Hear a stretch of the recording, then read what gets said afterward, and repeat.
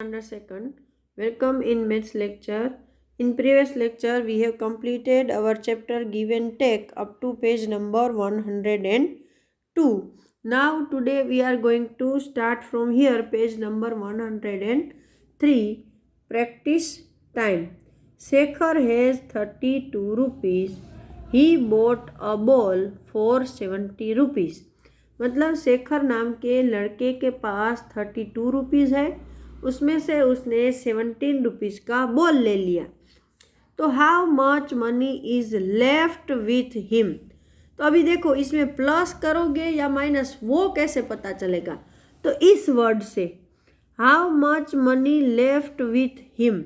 Left कब आता है? जब हम अपने पास के रुपये में से कुछ खर्च कर डालें, मतलब माइनस कर डालें. तो इसमें माइनस आएगा कि इसके पास इतने रुपये थे, इसमें से इतने से उसकी इतने की कोई थिंग्स ले ली और अब उसके पास कितने रुपए बचे. बचे मतलब लेफ्ट. तो इस वर्ड से हमें पता चलेगा कि इस सम में हमें माइनस करना है. तो क्या माइनस करेंगे? तो पहले उसके पास रुपये कितने हैं, तो के 3 2 32, 10 रुपीज़ की 3 नोट और 1 रुपीज़ के 2 सिक्के, और उसमें से उसने कितने रुपये खर्च किए, तो के 17 मतलब 10 रुपीज़ की एक नोट और 1 रुपीज़ के 7 सिक्के. तो माइनस करने के लिए पहले तो 2 में से 7 माइनस नहीं होंगे, तो यहाँ से हम एक कैरी करेंगे और यहाँ डालेंगे 1, मतलब ये हुआ 1 2 12, और यहाँ से एक निकल गया, मतलब यहाँ बचा 2. अभी 12 में से 7 कट करो तो ये देखो 1 2 3 4 5 6 7 8 9 10 11 12. ये आपकी जो उंगलियों के बॉक्स है वो 12 है. तो 12 में से हमें कितने कट करने हैं, तो के 7. तो यहाँ से कट करो 1 2 3 4 5 6 और 7, इतने कट हो गए. तो यहाँ से काउंटिंग करो कितने बचे, 1 2 3 4 5, कितने बचते हैं 5. तो यहाँ हम लिखेंगे 5, और यहाँ 3 में से 2 बचे थे, तो 2 में से 1 निकल गया तो बचा 1, मतलब उसके पास 15 रुपये लेफ्ट रहे होंगे. तो यहाँ ये जो एंट है वो क्या बोल रही है, आई हैव अ शॉर्टकट. इसके पास एक शॉर्टकट है. If I take away 2 coins from 32 and 2 coins from 17, I will be left with 30 minus 15. ये क्या बोल रही है कि यहाँ 32 है, तो उसमें से ये 2 coins मैं ले लेती हूँ और इसमें से भी 2 coins ले लेती हूँ. तो दोनों में से 2 कट हो गए, मतलब यहाँ 30 बचा और यहाँ 15. तो आपको पता है कि ये जल्दी हो जाता है, 30 माइनस 15 इक्वल टू 15. तो ऐसे आता है तो वो भी करो, वरना ये तो तरीका हमेशा के लिए है. ऐसे सम आपको हमेशा आएंगे और यही तरीके से आप उसको अच्छे से कर सकते हो अगर आपकी प्रैक्टिस है तो. Now next, Soni bought biscuits for 24 rupees and a packet of chips for 16 rupees. अभी ये लड़की है वो क्या कर रही है कि 24 रुपीज़ के बिस्किट के पैकेट लाती है और चिप्स के 16 रुपीज़ के. So how much money will see पे. तो भाई उसने कितने रुपए चुकाए होंगे.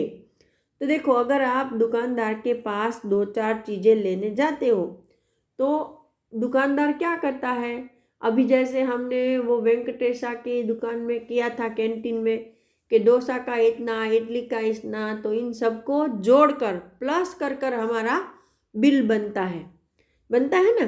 तो वैसे ये लड़की ने भी 2 चीज़ें खरीदी है, तो उसको कितने रुपए चुकाने पड़ेंगे ये समझने के लिए भी हमें दोनों को प्लस करना है, क्योंकि जो दुकान वाला है वो दोनों चीज़ों को मिला के पैसा लेता है ना. आप जितनी चीज़ें लोगे उतने पैसे देने पड़ेंगे.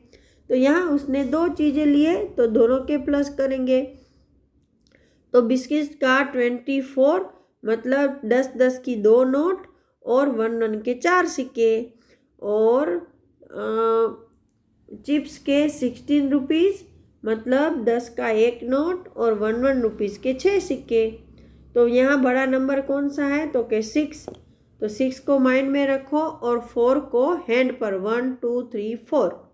6 के बाद 7 8 9 10, क्या नंबर आया, 10। तो देखो 10 को हम कैसे लिखेंगे, ऐसे। तो 10 में वंस कौन है, तो के 0।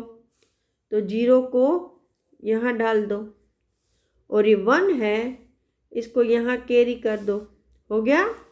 अभी 2 + 1 3, 3 + 1 4, तो ये हो गए 40 रुपीज़। तो इस लड़की को दोनों चीज़ों के 40 रुपये चुकाने पड़ेंगे।